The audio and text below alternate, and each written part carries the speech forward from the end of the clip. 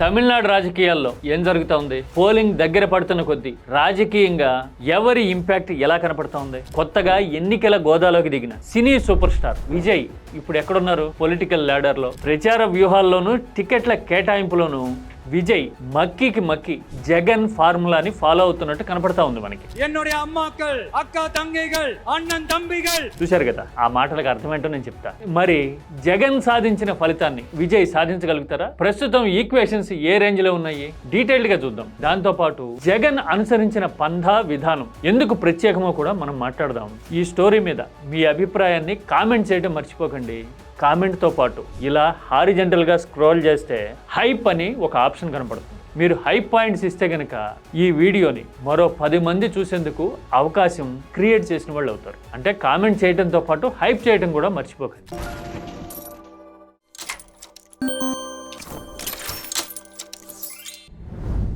తమిళనాడు రాజకీయంలో ఎప్పుడు ఊహించని హామీలు, చిత్ర విచిత్ర ప్రచారాలు కనపడతాయి అని చాలా వింతగా చూస్తుంటాం కదా.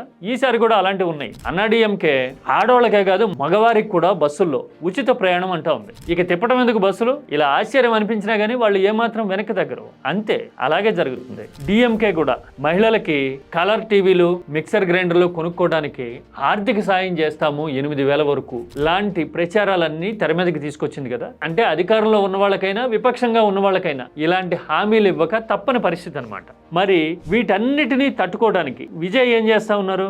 విజయ్ కూడా మహిళలకి 2,500 చొప్పున ఇస్తాము లాంటి ఆకట్టుకునే హామీలు ఇచ్చారు. దాంతో పాటు రాజకీయ పంధాన్ని కాస్త భిన్నంగా ఎంచుకున్నట్టున్నారు. ఇంకా చెప్పాలంటే మనకు అర్థమయ్యేలాగా కంపారిజన్ చేసి చూపించాలి అంటే మక్కికి మక్కి జగన్ ఫార్ములాని విజయ్ ఫాలో అవుతున్నట్టుగా ఉన్నారు. మనోళ్ళకు కూడా విజయ్ పార్టీ మీద చాలా ఎక్స్పెక్టేషన్స్, ఆసక్తి, అంచనాలు ఉన్నాయి కదా. మొన్న ఈ మధ్యన ఫంక్షన్ లో ఇలా జగన్ విజయ్ కనపడేసరికి రాష్ట్ర రాజకీయాలే కాదు, సౌత్ ఇండియా మొత్తం ఒక పొలిటికల్ వైబ్రేషన్ రావడం చూసాం కదా. మరి ఇలాంటి టైంలో జగన్ పంధాని విజయ్ ఫాలో అయితే ఫలితాన్ని రాబట్టగలరా? ఏం ఫాలో అవుతున్నారో ముందు చూద్దాం. విజయ్ ప్రచార సరళి, ప్రసంగాల తీరు చూస్తే జగన్ ని మక్కికి మక్కి దించారా అని అనిపిస్తుంది. జగన్ ఏమంటూ ఉంటారు? ప్రతి అక్కకు, ప్రతి చెల్లెమ్మకు, ప్రతి అవ్వకు, ప్రతి సోదరుడికి. చూశారు కదా, మీ బిడ్డలాగా, మీ తమ్ముళ్లాగా, మీ అన్నలాగా అని సంబోధించి కుటుంబ సభ్యుడిని నేను అని చెప్పడానికి జగన్ ఎమోషనల్ గా రాజకీయ ప్రసంగాలు ఇవ్వడము, నేరేటివ్ ని ఫాలో అవడం కనపడుతుంది కదా. జనం కూడా అదే రకమైన కనెక్టివ్ అటాచ్మెంట్ తో ఉండడం అనేది వేరే విషయం. లీడర్ గా జగన్ పందా కదా ఇది. సేమ్ టు సేమ్ విజయ్ కూడా ఇదే ఫాలో అవుతున్నారు. చూడండి ఏమన్నారు? మీ అన్నలాగా, మీ తమ్ముళ్లాగా, మీ కుటుంబ సభ్యుల్లాగా అండగా ఉంటా అని చెప్తూ ఉన్నారు. ఆయన తిరుగులేని సినిమా స్టార్ కూడా కాబట్టి విలాసవంతమైన జీవితాన్ని వదులుకొని మీకోసం రాజకీయాల్లోకి వచ్చా, మీకోసమే ఉంటా ఇక అని కూడా చెప్తూ ఉన్నారు. ఇలా ప్రచార సరళిలోను, ప్రసంగాల్లోనూ విజయ్ జగన్ ని ఫాలో అవడం ముందు నుంచి ఉంది కదా. సింహం సింగిల్ గా వస్తుంది, and even if it is single, a lion is always a lion. yes అనే డైలాగ్ చెప్తా ఉన్నారు కదా విజయ్. ఇదే మాట జగన్ చెప్పడం చూసి ఉంటాం కదా. సింహంలో మీ బిడ్డ ఒక్కడే నడుస్తాడు. ఎస్, ఇదొక సిమిలారిటీ. ఇక టిక్కెట్ల కేటాయింపులో కూడా జగన్ కి, విజయ్ కి కొన్ని పోలికలు ఉన్నాయి. గత ఎన్నికల్లో చూసాం, అనంతపురం జిల్లాలో సింగనమల అనే కాన్స్టిట్యున్సీలో జగన్ ఒక టిప్పర్ డ్రైవర్ కి టికెట్ ఇవ్వడం చూసాం. ఫ్రమ్ నోవేర్, ఎలాంటి రాజకీయ నేపథ్యం లేకపోయినా గానీ జగన్ ఆ నిర్ణయం తీసుకోవడం అప్పట్లో చర్చనీయం అవడం చూసాం కదా. అదే తరహాలో విజయ్ కూడా తన డ్రైవర్ తనయుడికి టికెట్ ఇచ్చి రాజకీయాల్లో ఎలాంటి బ్యాక్గ్రౌండ్ లేకపోయినా గానీ తాను అండగా నిలబడతాను అనే సందేశాన్ని, సంకేతాన్ని ఇవ్వగలిగారు. సామాజికంగా అట్టడుగున ఉన్న వర్గాలతో పాటు అభిమానులకి కిక్ ఇచ్చే డెసిషన్ ఇది. అయితే ఇలాంటి డెసిషన్స్ ఎంతవరకు క్లిక్ అవుతాయి అనేది చెప్పాలంటే చాలా కాంబినేషన్స్ ని లెక్కలోకి తీసుకోవాల్సి ఉంటుంది. దీంతో పాటు పొత్తు పెట్టుకోకుండా నేరుగా రంగంలోకి దిగటం కూడా విజయ్ జగన్ల మధ్య ఒక సిమిలారిటీనే. అంతే కదా, ఇవాళ రేపట్లో సినిమా నటులు పెట్టిన పార్టీలు అంటే తబలా వాయించే పార్టీలుగానో, సైడ్ కిక్ గా మిగిలిపోయేవో, లేదంటే ప్రధాన పార్టీల వెంట నడుస్తూ రాజకీయ అడ్వాంటేజ్ పిండుకోవడానికో పరిమితం అయిపోతున్న రోజులు కదా. ఇలాంటి పరిస్థితుల్లో స్వతంత్రంగా నిలబడతా, సావోరేవో తెలుసుకుంటా అన్నట్టుగా ఇండివిజువల్ గా వెళ్ళడం అనేది నిజంగా అప్రిషియేట్ చేయాల్సిన విషయమే, గుండె ధైర్యానికి సంబంధించిన విషయమే కదా. మరి జగన్ కి కలిసి వచ్చింది ఆ పందా. ఇండివిజువల్ గా వెళ్ళడం గానీ, ఎమోషనల్ గా ఉండడం గానీ, సింహం సింగిల్ గా వస్తుంది అని చెప్పడం గానీ 2019లో. మరి అలాంటి ఇంపాక్ట్ ని విజయ్ క్రియేట్ చేయగలుగుతారా? ఏమో, అంత సులభం కాకపోవచ్చు. ఎందుకంటే జగన్ కి బలమైన రాజకీయ ఇమేజ్ ఉంది.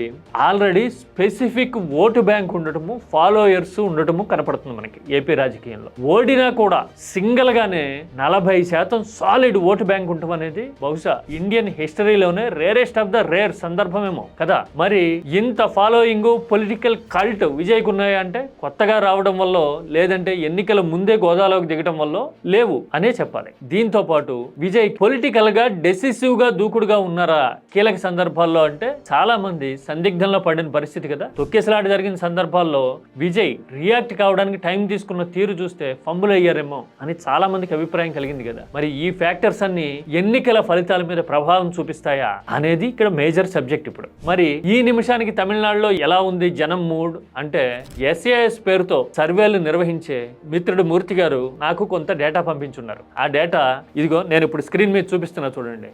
ఈ నిమిషానికి తమిళనాడులో పొలిటికల్ సిచ్యువేషన్ ఇలా ఉంది అని ఈ సర్వే మనకి చెప్తా ఉందన్నమాట. ఓట్ షేర్ పరంగా చూస్తే డిఎంకే 40% ఓట్లతో టాప్ ప్లేస్ లో ఉంది.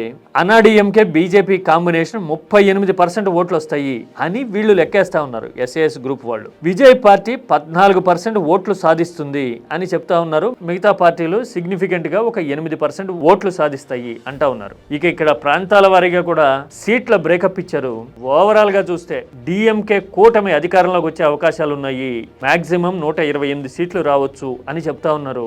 అన్నాడీఎంకేకి ట్రిపుల్ డిజిట్ టచ్ అయ్యే అవకాశాలు ఉన్నాయి అని చెప్పడాన్ని ఈ సర్వేలో చూడొచ్చు మనం. కానీ విజయ్ పార్టీ సీట్ల విషయానికి వచ్చేసరికి మాత్రం 5 నుంచి 9 సీట్లు మాత్రమే వస్తాయి అంటూ ఉన్నారు. అంటే డబుల్ డిజిట్ లో కూడా విజయ్ పార్టీ రాకపోవచ్చు అనే అంచనా ఈ నిమిషానికి ఉంది. ఇది SAS సర్వే. నేను పూర్తిగా ఈ సర్వేతో ఏకీభవించలేను. ఎందుకంటే అన్నాడీఎంకే కూటమికి ఈ సర్వే చూపించిన ప్రొజెక్షన్ కంటే ప్రభావం చాలా తక్కువే ఉంటుంది అనేది నా అంచనా. నా అసెస్మెంట్ ప్రకారం, నా అండర్స్టాండింగ్ ప్రకారం అయితే విజయ్ ఎన్నికల్లో గెలవకపోవచ్చు కానీ ప్రధాన ప్రతిపక్షం అయ్యేందుకు అవకాశాలు ఉంటాయేమో అనుకుంటా నేనైతే. అలా ఉండాలి అంటే ప్రచారంలో సాలిడ్ గా దూసుకుపోవడంతో పాటు తనదైన మార్క్ చూపించి జనంలో నమ్మకం కలిగించే విషయంలో విజయ్ ఎఫర్ట్స్ పెట్టాల్సి ఉంది. ఇంకా పోలింగ్ కి 2-3 వారాల టైం ఉంది కాబట్టి ఇప్పటికైనా ఈ లాస్ట్ మైల్ కనెక్ట్ విజయ్ తెచ్చుకోగలిగితే గనుక, ఇది కండిషనల్ క్లాస్, విజయ్ ఈ కనెక్ట్ తెచ్చుకోగలిగితే గనుక ఖచ్చితంగా ప్రధాన ప్రతిపక్షంగా అవతరించేందుకు అవకాశాలు ఉండొచ్చేమో అని నా ఎక్స్పెక్టేషన్. మరి మీరైతే ఏమంటారు?